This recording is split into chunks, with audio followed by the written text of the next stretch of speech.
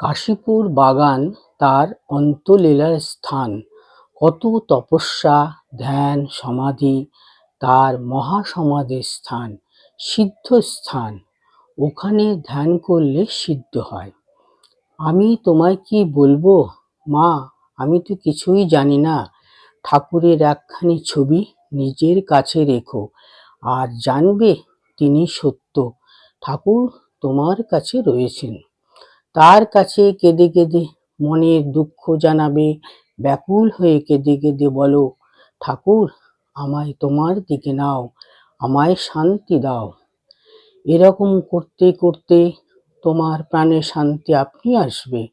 ঠাকুরে ভক্তি রেখো, যখনই কষ্ট হবে ঠাকুরকে জানিও।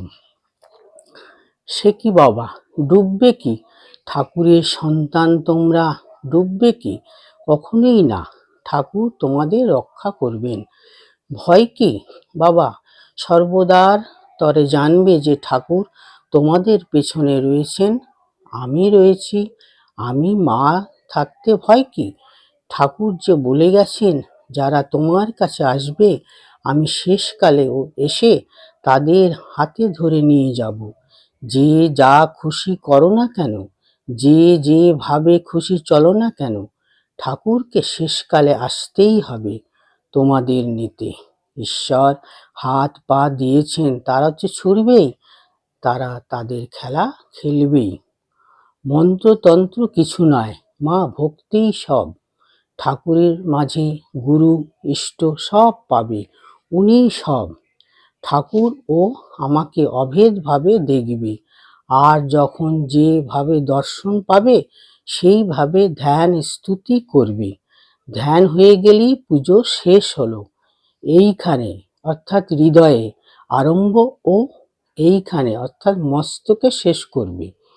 সে কি গো, ঠাকুরের নাম কি চারটিখানি কথা যে অমনি যাবে? ও নাম কিছুতেই ব্যর্থ হবে না। যারা ঠাকুরকে মনে করে এখানে এসেছে তাদের ইষ্ট দর্শন হতেই হবে। যদি আর কোনো সময় না হয় তো মৃত্যুর পূর্বক্ষণে হতেই হবে। যে ঠাকুরের শরণাগত হয় তার ব্রহ্মশাপেও কিছু হয় না।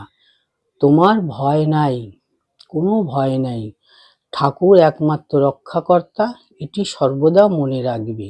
এটি ভুললে সব ভুল। ঠাকুরকে ডাকলেই সব হবে। ঠাকুরের কাছে যা চাইবে তাই পাবে।